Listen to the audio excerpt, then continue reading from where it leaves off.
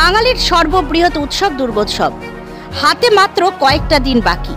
তার আগেই পাড়ায় পাড়ায় শুরু হয়ে গিয়েছে তোড়জোড়। এমনটাই দেখা যাচ্ছে হালিশহরেও।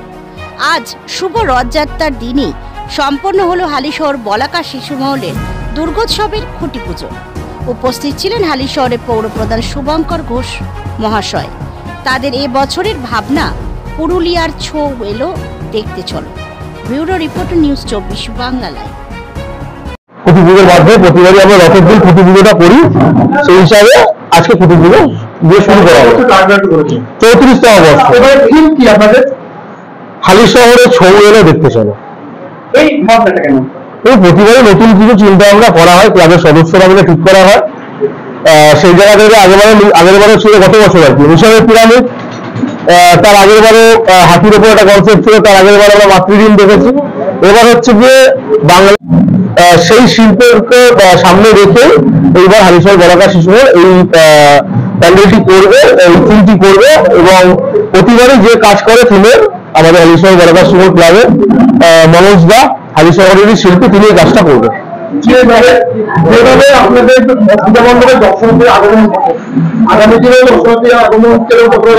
প্রতি বছরই আমরা যা এক্সপেকটেশন থাকে, আমাদের যে আশা থাকে, তার থেকে অনেক বেশি মানুষের আগমন ঘটে।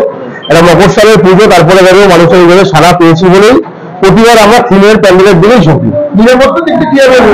সেটা প্রশাসন রয়েছে, প্রশাসন প্রতিবার যেমন আমাদের সহযোগিতা করেন, আশা করি এবারে সহযোগিতা করবেন। এবং আমাদের যে ক্লাব সদস্যরা আছে তারা দিন রাত্রি থাকে, শিফটিং করে থাকে, এবং রাত্রি 3টের সময় আসলে এখানে ক্লাব সদস্যরা রয়েছে। এবার থেকে আমরা চেষ্টা করি কোনো মানুষের কোনো অসুবিধা না হোক, সুস্থভাবে ঠিকভাবে ঠাকুর দেখে প্রতিমা দর্শন করে প্যান্ডেল দর্শন করে তারা যেন নির্বিঘ্নে বাড়ি ফিরতে পারে এর ব্যবস্থা থাকে। প্রতিবারই যেখান থেকে আমরা জগৎ থেকে তিন পুজো শুরু করেছি, মদন মোহন পাল আমাদের ঠিক পাশে, আমাদের ওয়ার্ডেরই মৃৎশিল্পী, কিন্তু প্রচুর স্বনামধন্য শিল্পী, তার থেকে প্রতিভা নেওয়া হবে। কি কি দেখতে পাওয়া যাবে? দেখুন, এবার অনেকগুলো কনসেপ্ট রয়েছে। অ্যাকচুয়ালি লাল বাটির একটা ফ্লেভার থাকবে, তার সঙ্গে বাসুকি নাচকে আমরা দেখেছি, শ্রীকৃষ্ণের একটা পার্টের মধ্যে পড়ে, তার একটা কনসেপ্ট তোলা থাকবে।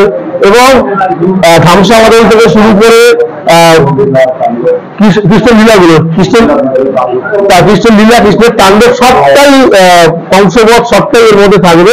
এবং অনেকগুলো পার্টের মধ্যে ভাগ করা আছে। এবং সবচেয়ে বড় ব্যাপার, এমনভাবে ফুটিয়ে তোলা হচ্ছে প্যান্ডেলটাকে যাতে মাটির ফ্লেভারটা পাবে, মানুষ আসলে লাল মাটির যে ফ্লেভারটা সেটা পাবে।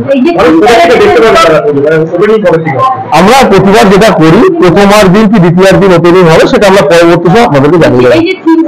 ছৌ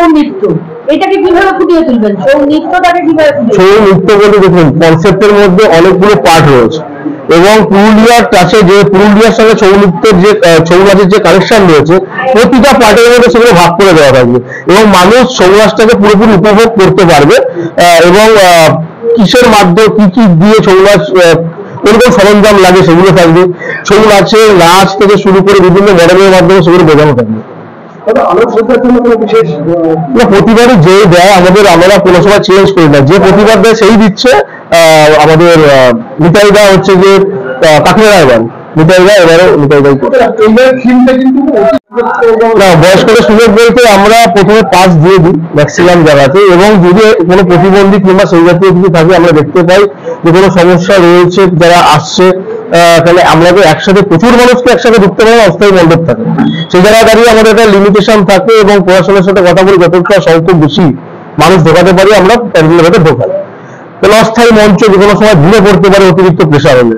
তারপরে দাঁড়িয়ে আমরা যদি দেখি লাইনে কিংবা রাস্তার উপর সেরকম কোনো বয়স্ক মানুষ আছে, আর প্রতিবারই এটা আমরা করি, আমরা তাদের ঢোকার ব্যবস্থা করে দিই।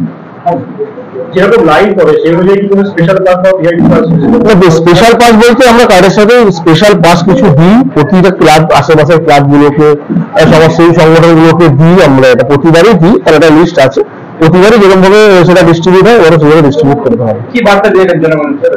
বলবো যে প্রতিবার বলাকা শিশু ক্লাব নিরাশ করেনি দর্শনার্থীদের, এবারও করবে না। এবং আশা করি বিগত বছরগুলোতে যে ক্লাবের যে থিমগুলো ছিল, এবছর অনেক বেটার থিম আছে, এবং বিশেষ করে বয়স্ক মানুষদেরও যেমন ভালো লাগবে, বাচ্চাদেরও খুব ভালো লাগবে, কারণ প্রতিটা পার্টের মধ্যে কিছু শেখার জিনিস আছে।